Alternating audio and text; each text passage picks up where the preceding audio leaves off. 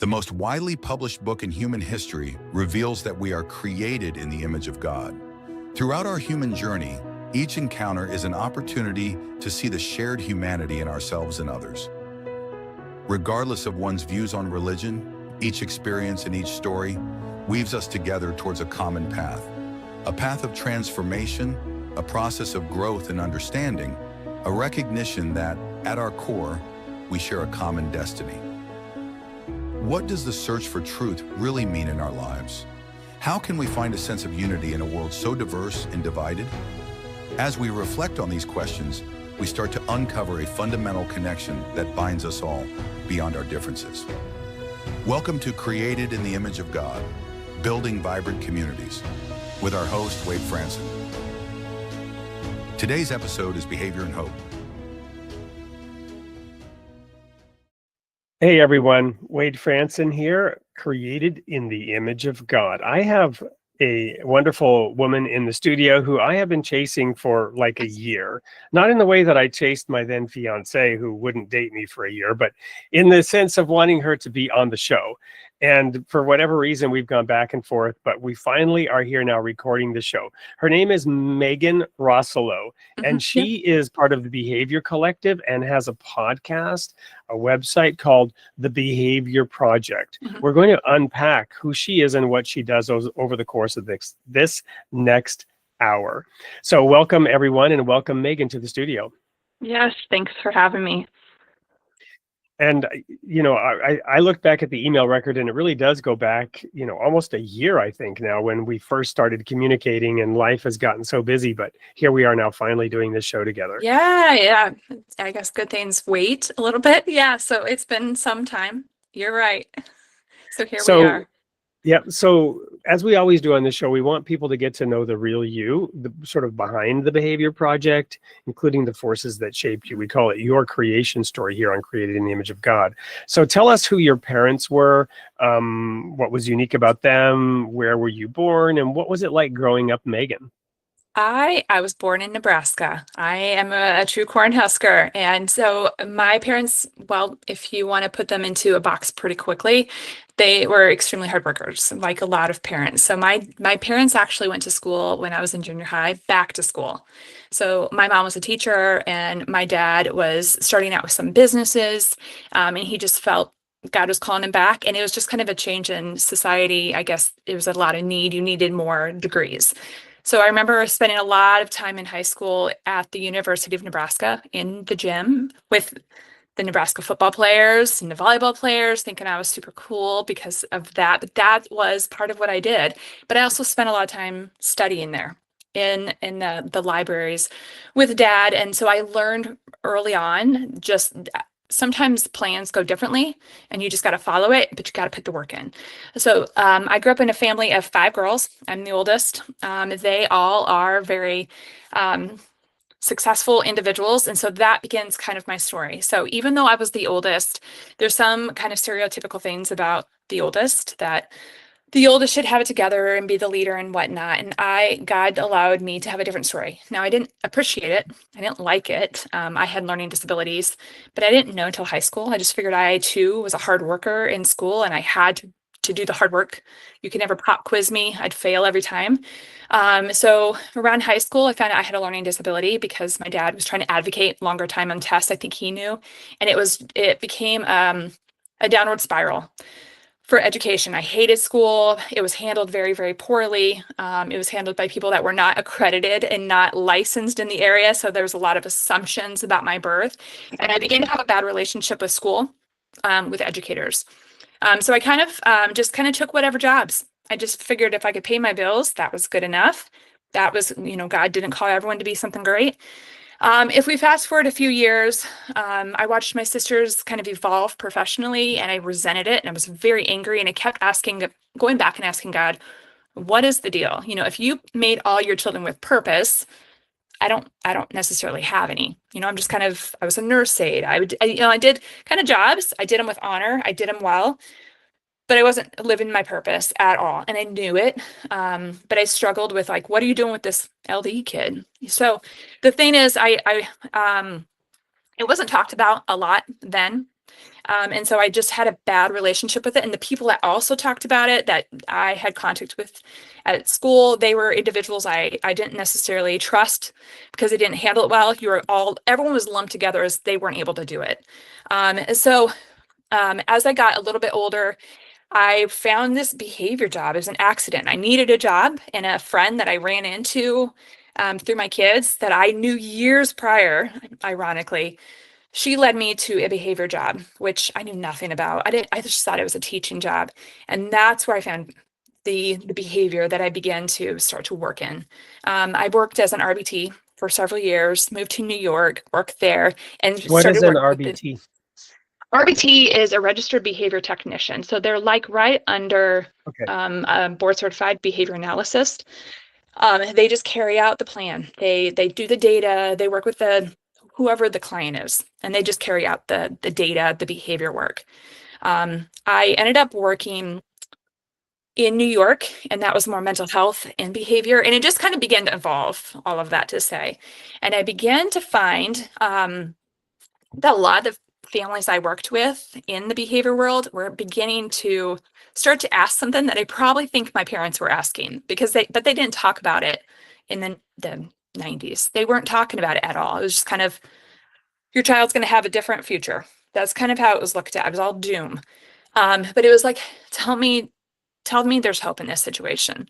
Tell me that my child is going to be making it further. And the early part, I didn't know. I didn't have any idea. I'd go to whomever I was reporting to, and they'd give me like something to do, a strategy. But as I began to be kind of the manager, I found that and build a relationship, that was a big part of it. I found that a lot of these people just wanted a sense of hope. And that began after several years, the idea of the Behavior Project, which is a podcast. I figured if people were talking to me for a long time, most of the time providers, people that worked with these clients that had behavior and mental health challenges, that I could probably have a creative outlet to do that. And so the podcast began from there. And the Behavior Collective is something that has started, which is really fun. It's going to be an online platform at this point where I'll have online classes and teach like a support for those that come on, because you believe it or not, a lot of individuals that work with kids with autism or adults even with mental health or behavioral challenges, they don't know what to do with them. So the best thing to do is, for a lot of them, because they don't have these strategies and they don't have an understanding, is just give them what they want. But there's a sense of resentment, sense of anger with a lot of them. Kind of, they run the house, all the supports go to these individuals. And so I wanted them to understand, I felt it was really important that they understand that this person, whether it's your child, an adult child, a young kid, is put in your life. You work with them for a reason. You were put in their life as a parent for a reason. And you just may need to understand you have the skills because God shows you. You just may have to have those refined. You may have to have a little push and support, but you were picked. So I want them to have that encouragement rather than division, widen that hostility within the home, because that's what I saw a lot of. And then it's kind of, that individual knows it. They could sense it, even if they couldn't communicate it, they sensed it. So that's the premise behind all of it. Wow. So that's a lot. And I think you and I must have talked about some of this a while ago, but I'd forgotten pieces of it. And, I was just really moved as you were talking about your own discovery working hard in high school. Not the least of which is because I have currently a daughter who's a senior, and she's just selected the path of occupational therapy. She works with learning disabled kids, even in high school, as part of a program. She was in a gym. She really enjoys doing that. And I'm very proud of her for that. Her mom is a physical therapist. So we got physical therapy, occupational therapy. Yeah. Tell me a little bit more about behavioral therapy, exactly how it would relate to those other two, or not. I think they all can work together, because there's that biopsychosocial of the person. Every one of us have those parts.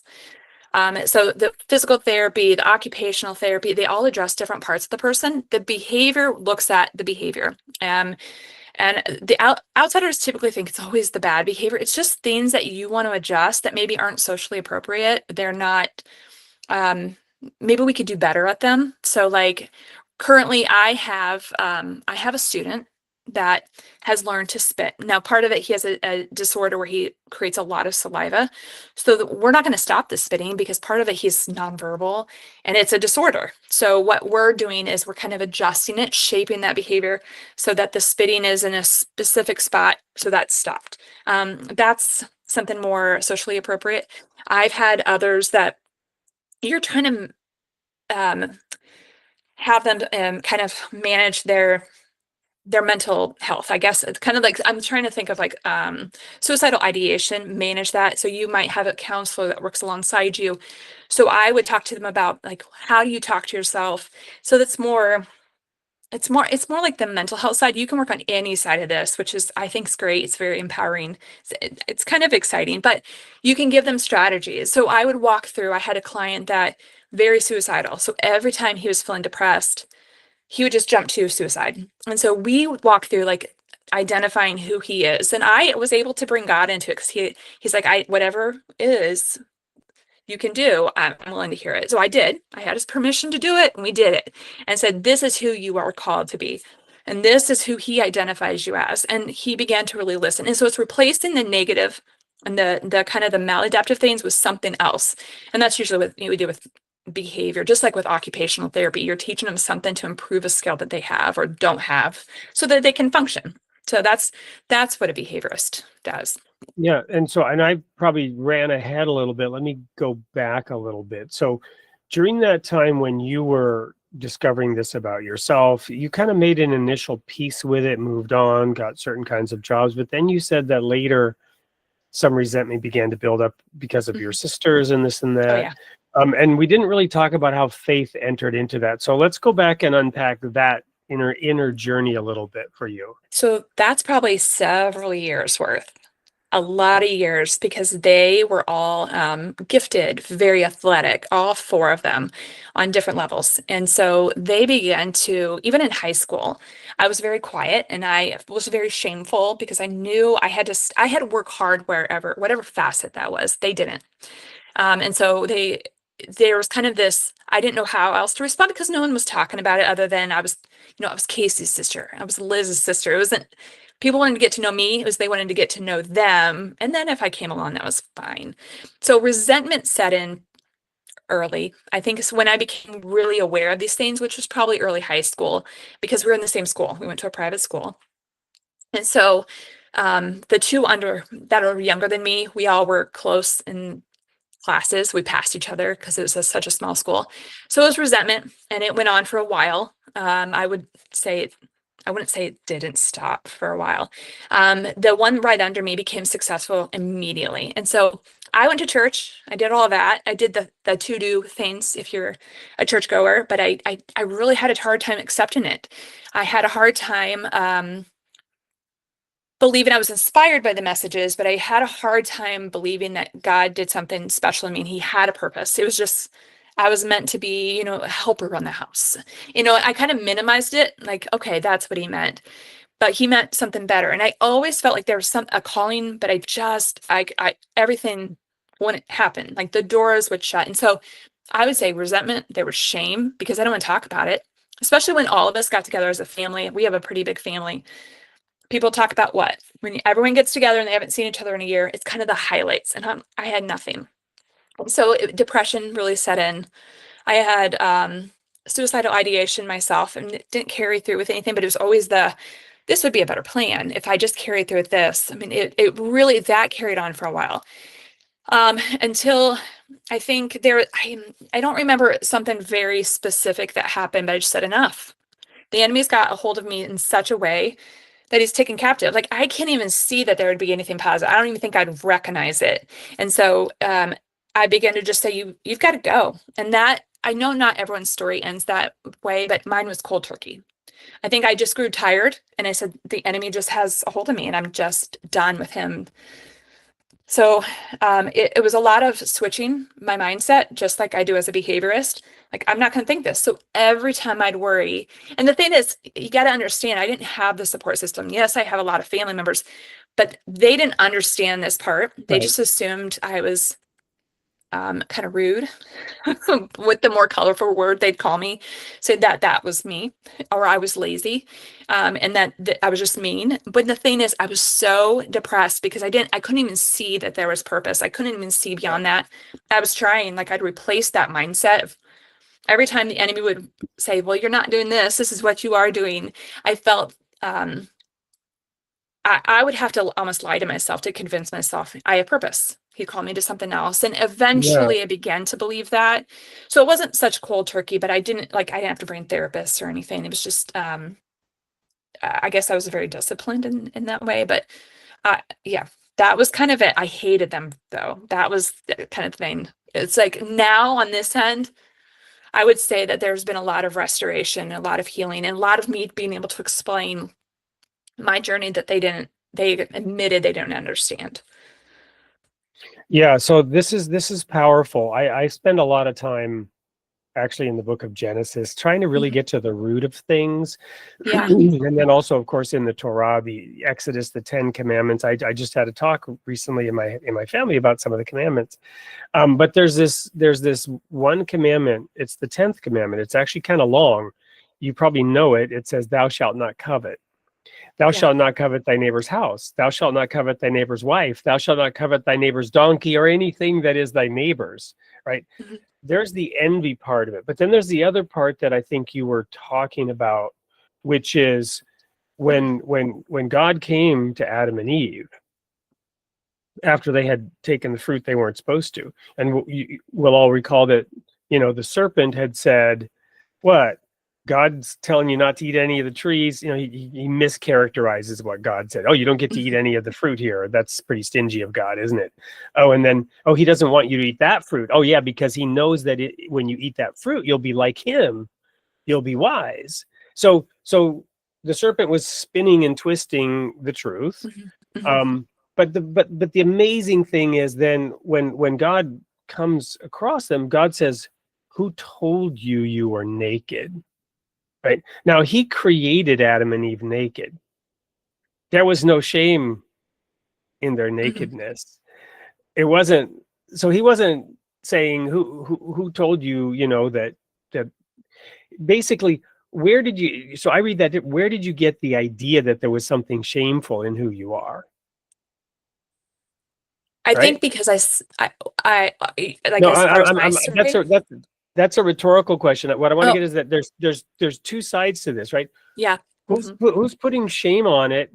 But then there's also the envy part of Oh, it, yeah. which then plays out the covetousness, which then plays out in the Cain and Abel story, right? So Adam Hmm. and Yeah. Eve have two kids, Cain and Abel, and Cain is jealous of Abel.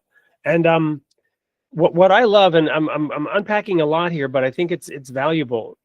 I don't know if you've heard me share this. I believe that the prodigal son story, the prodigal son Hmm. story, is Jesus flipping the script. Jesus flipped the script on a lot of things. Yeah. Oh, yeah. He flips Yeah. the script, and in the prodigal son, the good son becomes the bad son, Hmm. and the bad son becomes the good son, right?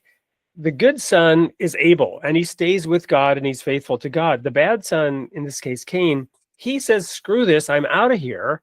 I don't fit." He leaves, he squanders his inheritance, ends up in a pigsty, comes Hmm. crawling back to his dad. His dad embraces him because that's who the father is, throws a party because that's who the father is. And now the son is jealous. The good son is jealous that the bad son got to come back after squandering the inheritance. So I just love these different stories because they help us understand. You see why I'm unpacking that? Hmm. So Hmm. is that kind of part of when you talk about the enemy and rejecting the enemy? Is what were some of the things that came to your mind as you were going through this? Uh, I just remember being like in a math class. I don't have dyscalculia, but I might as well. I was terrible at math. And I had to pass. I had to I had to get such a high score in order to move on to the next assignment, whatever it was, and I couldn't. And so you had to just come back. It was a college class, one of my first ones.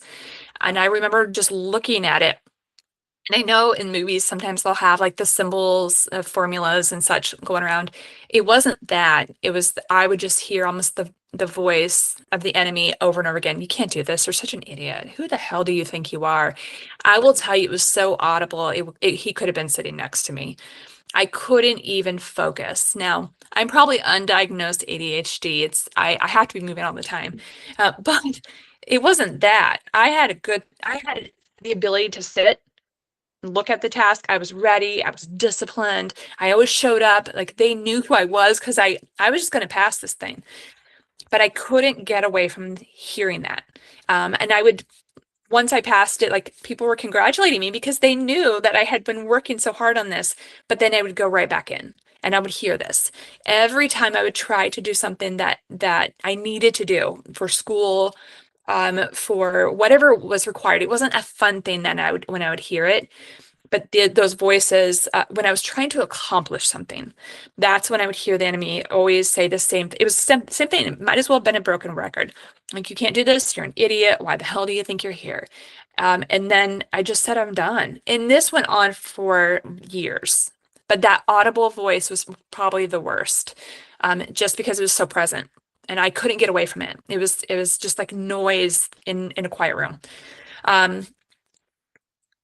Nobody was saying that to me. It was what I kind of surmised, since I couldn't do these other things, or I wasn't good enough to be on whatever team or considered for whatever I was trying to do. It was a lot of you're cute, or it's thanks for trying again, Megan. And so I would always put that in the category, while my sisters, on the other hand, would try out for a sport and make it, and not only be that, but they're the captain. We were on the same sport team for a while because, again, it was a small school, and of course I made it because I was the tallest one. But then very quickly, my sisters, two of them, were on that same team and doing above and beyond, being recognized and winning awards, and I was just the one that was the placeholder. So it was a lot of that I would hear, and I just said, enough, I'm done. And that began the change for me. Wow. What year was that, the math class example?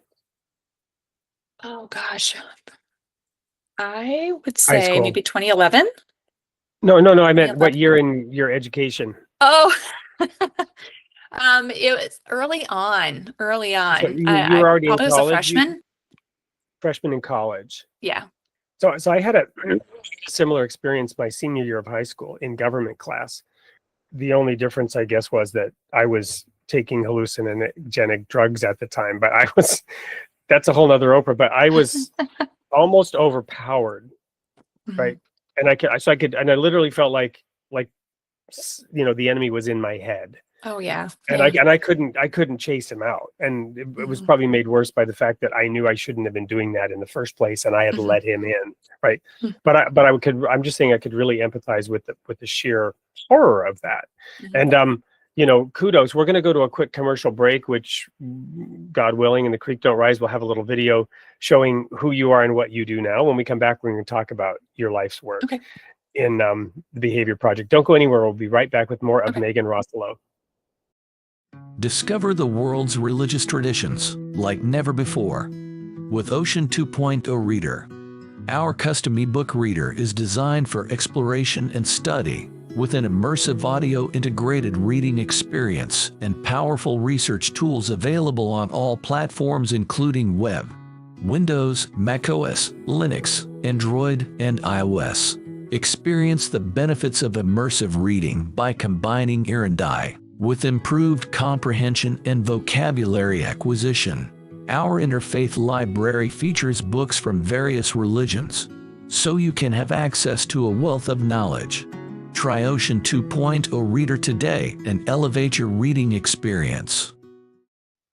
Welcome back to Created in the Image of God. I'm Wade Franson. We're here with Megan Rosselot. We've just concluded that sort of coming of age, the story of her wrestling with her own challenges and overcoming, deciding to become different. And we didn't, however, talk about faith and God. How did that help? Or, when you said, when you turned it off, you went cold turkey. You had said that earlier you'd been in church and it kind of didn't really get through to you or speak to you. No, the whole thing was a process. It was a lot of like I wanted to, my soul wanted to grow, but my flesh was like, listen, God kind of left you in the dumpster. God kind of made you, I had a nickname for myself. It was the leftover because all my sisters I'd go through and they have tremendous talents and it was great for them, but I didn't. So I was kind of the leftover. He threw together whatever he had left. So uh, there was always this yearning to want to be closer to God and have that relationship that was intimate, not just go to church, not just read the Bible, but really be intimate like God designed. And there was a lot of trial and error, a lot of me trying to figure it out. And the thing is, no one was talking about this. They'd go to church. I tried to talk to a few people and no one was having these conversations. And I knew there was something more because he asked for it. Like he intended, he wants that. He's a jealous God. He seeks you. So what does that even mean if all we're doing is praying and hoping, you do well in the test or you have enough money to pay your bills, that kind of thing? Or it's sunny when you're supposed on Friday. Something shallow is what I would hear a lot of people praying, and I just yearn for something more. And I said, so I remember having conversations. I remember talking with my mom, who still thought, I don't even know how to help her. I don't know what to do. And she admitted this later, like she was someone safe to talk to, but she didn't have, I don't say the skill set, but she didn't have like the background in knowing what to do. And there was empathy, of course. They wanted to give direction. But on the other hand, I think it's just at that point I desired, and God began to give me this hunger to want to seek. Um, Again, I went to church. I can't say honestly that alone did it. I was inspired by lessons, but it was just getting in the Word, and admitting and having that conversation with Him. Like, I don't know. Like, I'm reading, comprehension is there, but it's not making a connection. And I need you to release me of this. If you want me to do what I'm purposed to do, which at that point I didn't even know, then you need to release me from this. And I began to feel like it come away. Like I said before, the commercial break, there was points where I had to change my mindset. So every time I'd hear the enemy say what he said before, those little phrases, I'd say, no, well, I'm made in the image of God, so I must be good. I just can't figure out this math. Just because I'm not good at math doesn't mean that I have no purpose.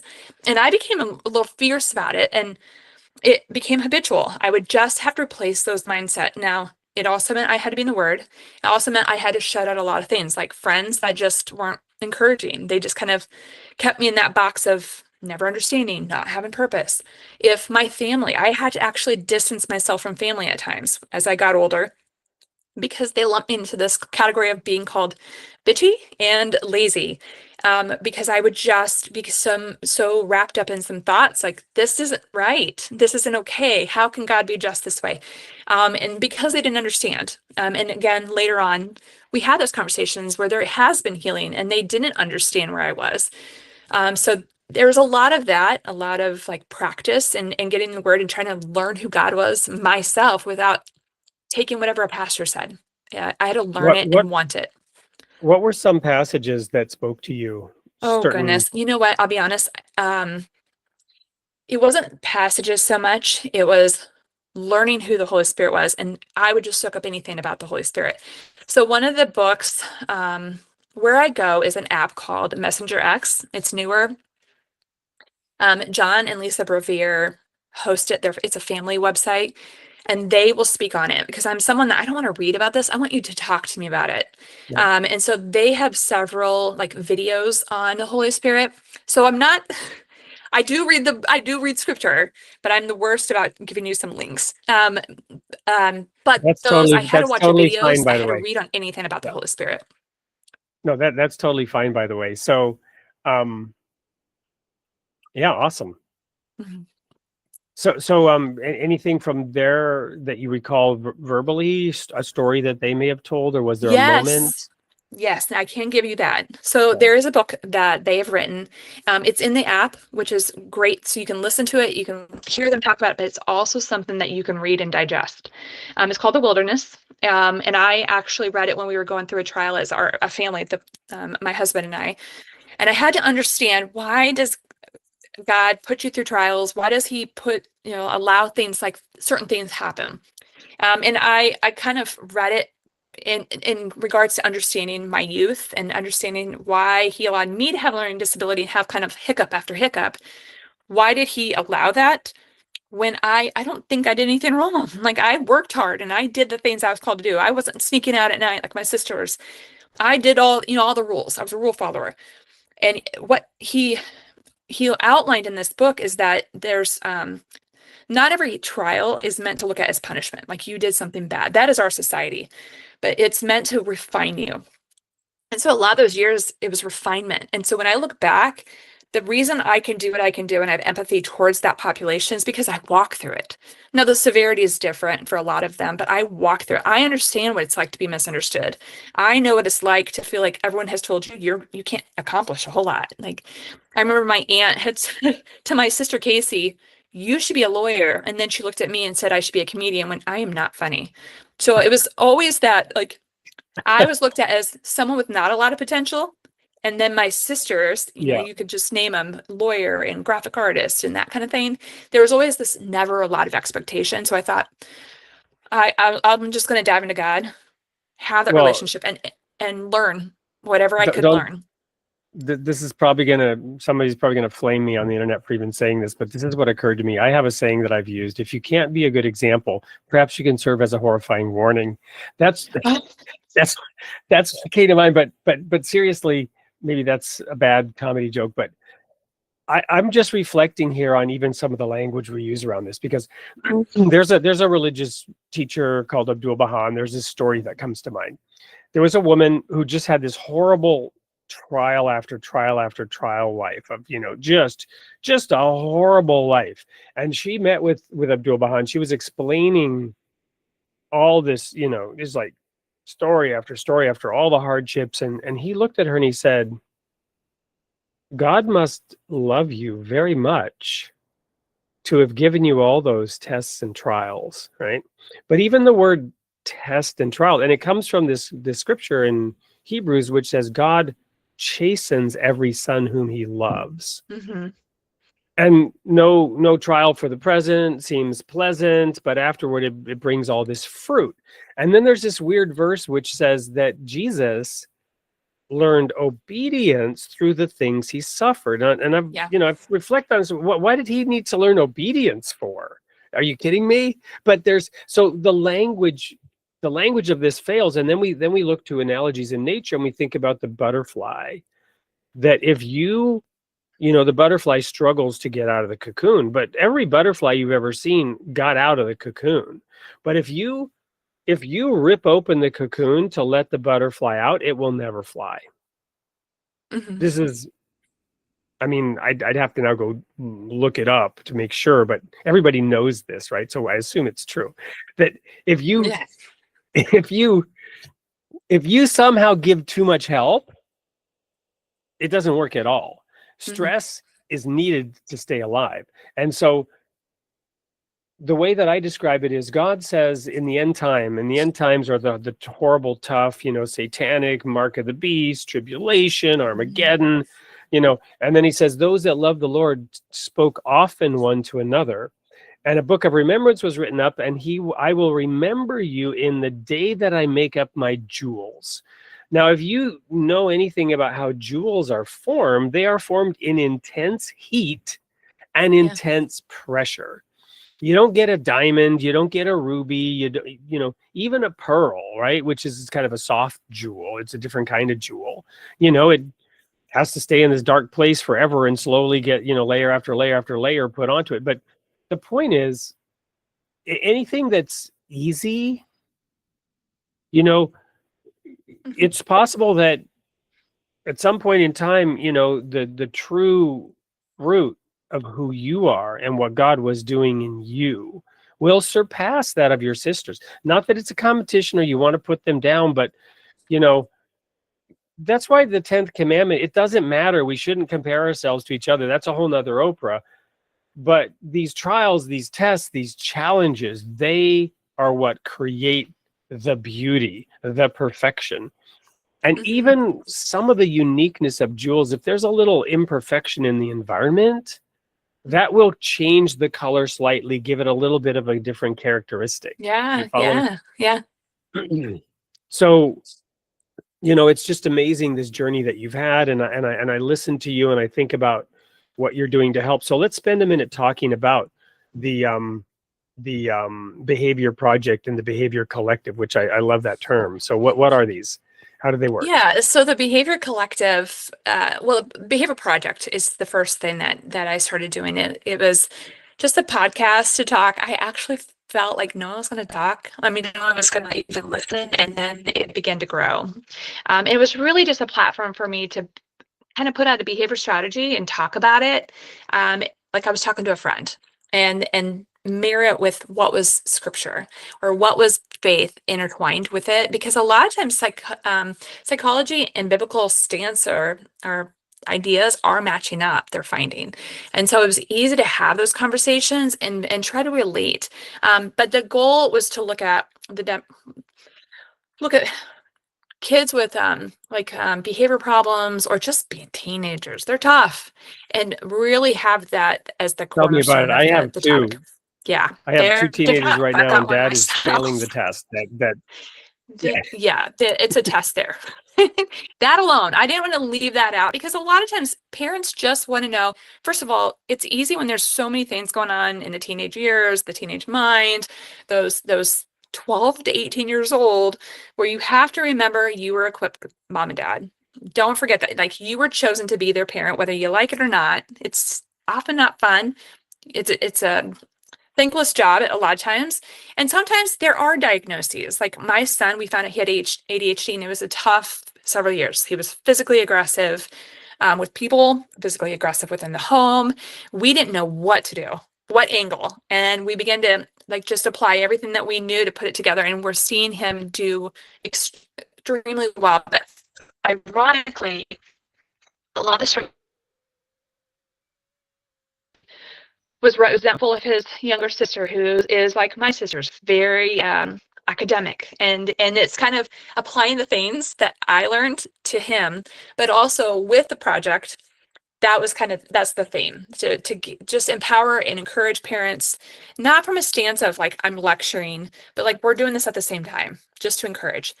The Behavior Collective is new. It's actually a website, thebehaviorcollective.com, and you can just find that right there. They're going to have resources. It's going to have posts on there just to encourage parents and just be a reading resource.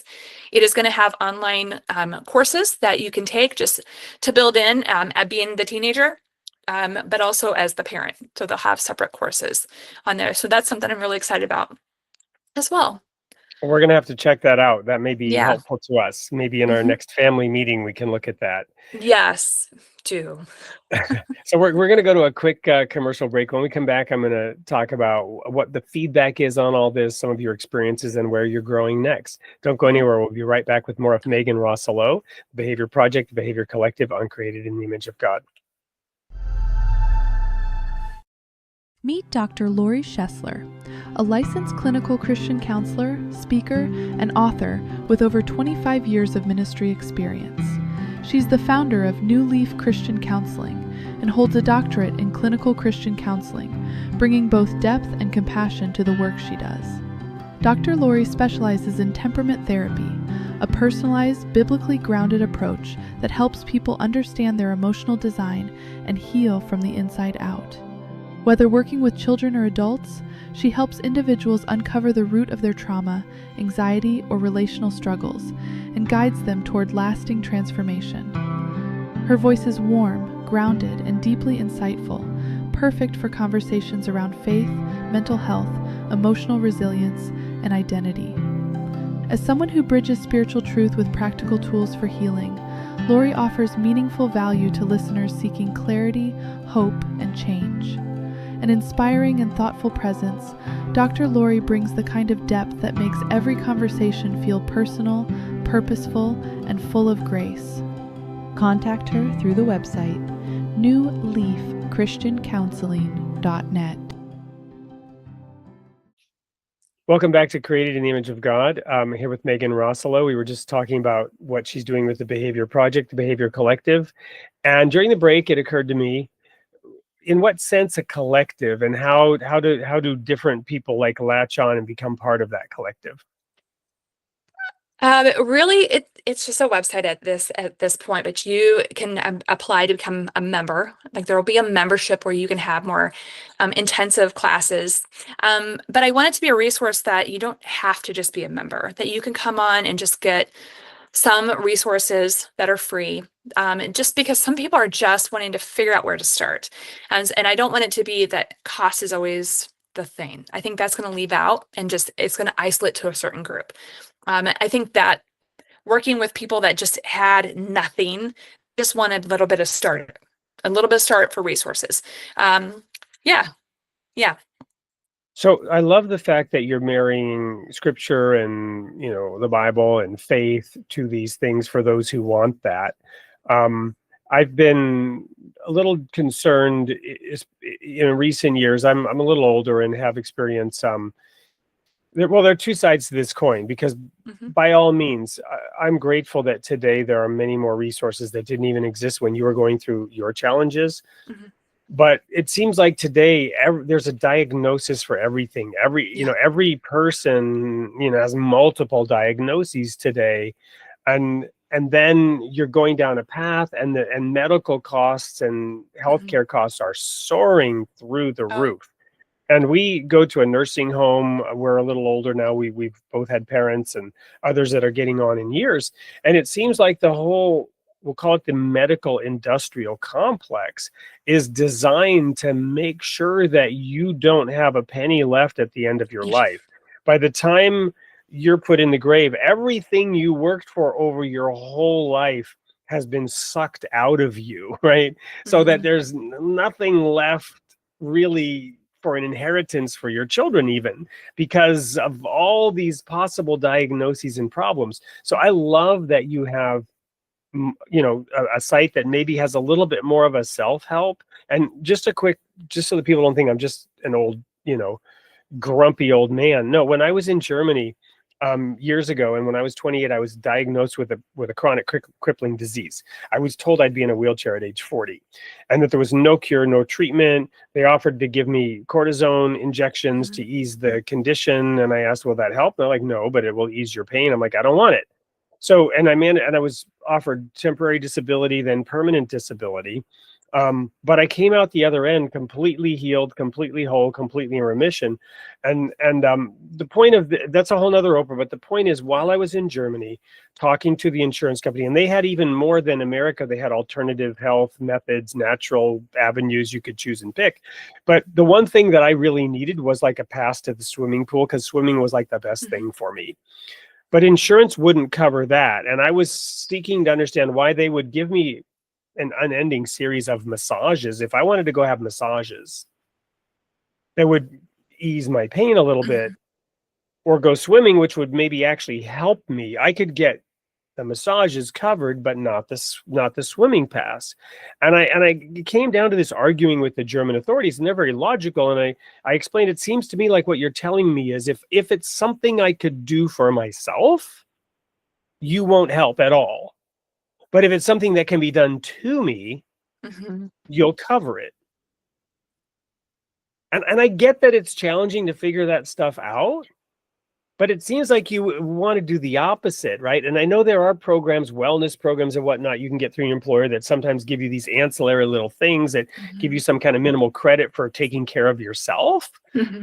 But the whole medical industrial complex, the incentive structures around it are designed to turn you into a customer for life, in which you'll have a drug that you have to pay for every day of your life, or some other treatment or some, and you're just paying to have all this stuff done to you, but stuff you could do yourself or that your family and parents could. So I don't mean to create a false dichotomy here or paint anything as bad or evil, especially my wife, my daughter, and what you do is definitely on the side of you want insurance to cover those treatments and those therapies. They're needed and they're necessary. But at the same time, I love that you're doing this other thing that is like an online resource that's even available for free for parents and others to figure it out for themselves and wrestle with it themselves. Long-winded thing here, but react to all that. Yeah, well, I don't know that I have a very specific answer other than I just want everyone to have an opportunity to kind of benefit from it. And yeah, of course, if you have a little bit more money, then yes, you can have the full package of everything that's there to help with everything. But I think it's important that everyone receive the help. I mean, sometimes there are people that are just trying to scrape by and just doing their best in that one little thing they can't afford. The one thing, if you pay all your bills, I don't want it to be that, okay, I got to put money aside for, the behavior collective to make sure I can be in that class. I think as it grows, then we can work on that. We can figure that out because obviously it is a business. But the goal is not to make it business first. It's really to minister to whoever. God was able to transform me, and I was able to watch other families. Not necessarily was I a big part of those stories, but I saw family after family after family that struggled. And it was just, I can't stand this kid. Like, I had parents in rooms where the kid was in the other room, and they said, to be honest, I just can't stand this kid. Sometimes the kid was a little, sometimes the kid was an adult. But the thing is, all the resources, being their money, their time, was spent on their treatment. And they can't afford it. And nothing was left. And a lot of times these were one-parent homes, and they were just tired. And siblings hate it. And I don't want to say hate, but they really had disdain for this individual that couldn't help it. And the thing is, a lot of times they can have just a few strategies. Some of those minor cases can be adjusted. I mean, sometimes it just means, mom, you got to lay off, or dad, help, you need to participate a little bit more. But sometimes when they're more severe, we just need to provide resources and share with the things we know. We need to share the wealth and the wisdom and our story. Sometimes that alone is going to help. But yeah, I really don't want to make it to be Well, a money and maker. I mean, if that happens, I'm not going to fight it. But if well, I no, don't want it to be money first, and then, hopefully you benefit from it second. well, and I'm going to go check it out, and I'm going to see if there's some things, whether free or otherwise, that can benefit us. I'm actually endorsing what you're doing, and encouraging people, because what you're doing is a mutually cooperative thing. One of the things that when I got healthy was I told myself, I am not going to be a patient. I'm not going to be patient with anything about this situation. If I had been patient, if I had been a patient, you follow me? I would have never gotten well, because they didn't really have anything to offer me anyway, but wasn't going to stop them from putting me on a lifetime program. You follow me? So I'm encouraging people, get in there, look at it, find something that can help, and by all means contribute and support what Megan Rosselot is doing. I want to just share one more little, I think, so I had my own serious challenges growing up. The audience knows some of the stuff I went through, but when I resigned from the ministry in 1995, I went into teaching for 2 years. I taught at a private school, and there was a little boy in my 4th grade class, my first year, in this private school, and it was an Armenian school. I won't give any more information. This is all HIPAA, but this little boy had literally been tied to his chair in this school in kindergarten or 1st grade. And everybody in the school knew this. Right? And now I'm coming in from the outside, and I have this boy in my class. And yeah, this boy was 3 handfuls. But I related to that young 4th grader.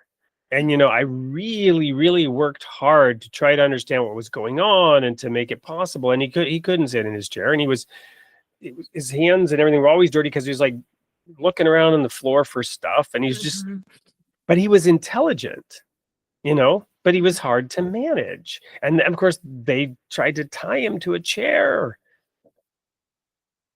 and everybody knew that this was the boy they had to tie to a chair. Your heart goes out, and you did what you could, but we weren't capable or qualified. And I don't know, I only was there for 2 years. I don't know what eventually ended up happening to him, but it's one of many, many examples. He was a wonderful boy. I really enjoyed having him in my class. But,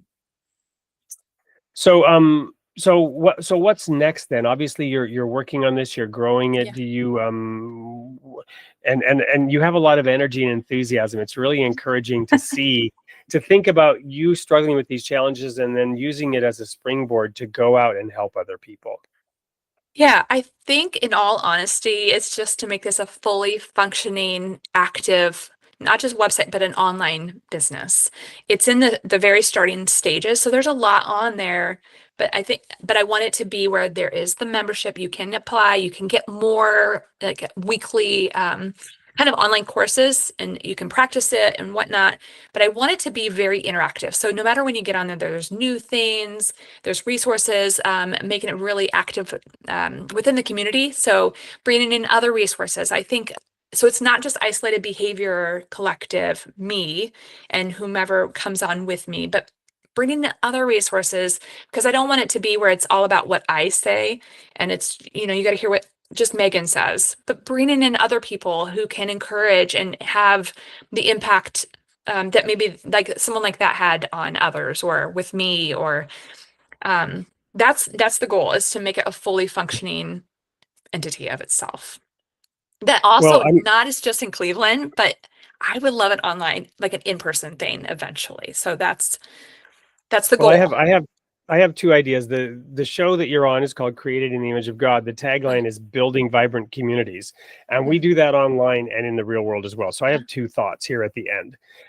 One is, and probably we'll choose to play this commercial. So note to self and whoever's listening, this is being pre-recorded and will air. There's a group called Spiritual Playdate, which I have worked with, and the founder, Edwina Cowell.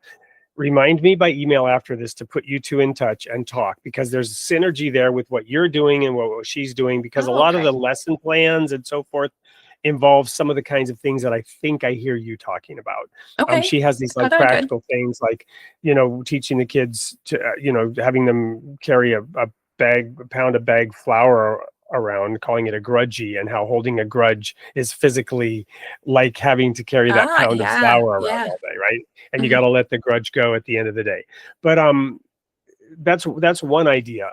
The other one is, I don't know if we have this thing called the Royal Falcon Foundation, and we're into regenerative farming. We have a property here. We do camps, and we use raised bed gardens to try to build a collective around kids who will come. And there's a spring, summer, fall camp where they plant, they tend, and then they harvest, right? Mhm. And so these are sort of real world activities that maybe also there's something to be said there around the whole idea of gardening. And Mhm. this program is called Soul Seeds, and we want to like be able to just take the seed packet of the Soul Seeds program and plant it anywhere in Mhm. any locality, where you just need a group of 5 or more kids with one, sort of,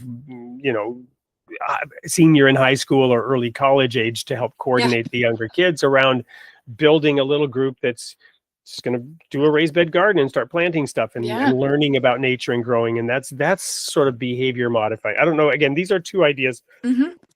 that I have that we can talk about some synergies here in terms of Yeah, extending and building vibrant communities. What do you think yeah. of either of those two ideas? I think those sound really good. I mean, I'm always open to hearing something. I don't want to always be it's just Megan's idea and I'm not willing to hear anything else. Because sometimes there is that idea that will help it grow in a different way, or that these potential customers would benefit from and their families. Yeah.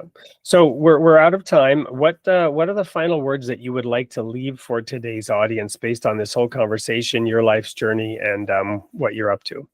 Well, first of all, thank you for having me on here. Even though it took so long for us to get together, we made it happen. I would say just whoever's listening, whatever the story is, it may not be like mine or yours.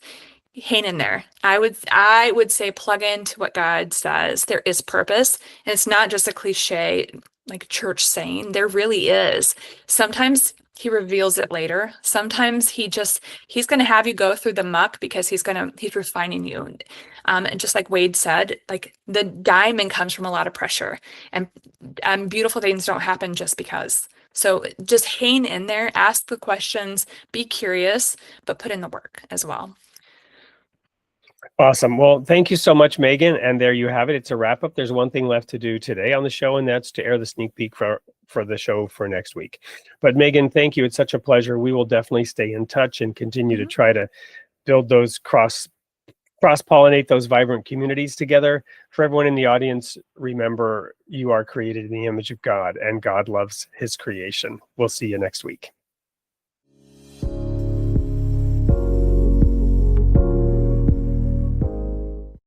Hey everyone, it's Wade Franson, and it's Created in the Image of God sneak peek time. This is episode 223, airing on February 22nd, 222, and I have two beautiful women here in the studio with me. I'm so blessed today for that, and they are Lorraine Hess and Erica Strong. They are the co-hosts of a show called Beloved.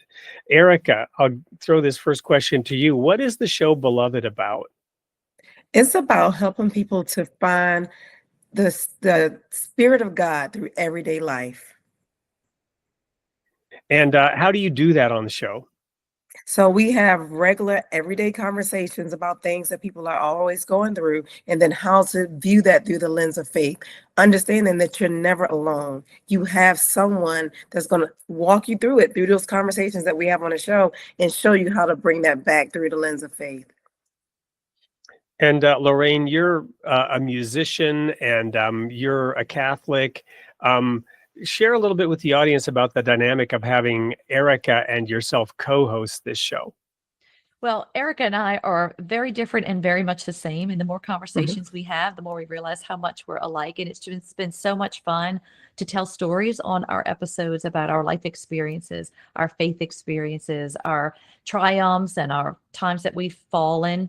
And it's been a lot of fun to share that with our audience. Mhm. Well, you're going to learn a whole lot more. We've just actually pre-recorded the show, so we know what's coming. It's fascinating. It's exciting. It's interesting. It's wonderful. Don't miss episode 223, airing on February 22nd with Lorraine and Erica, co-hosts of Beloved. We'll see you there.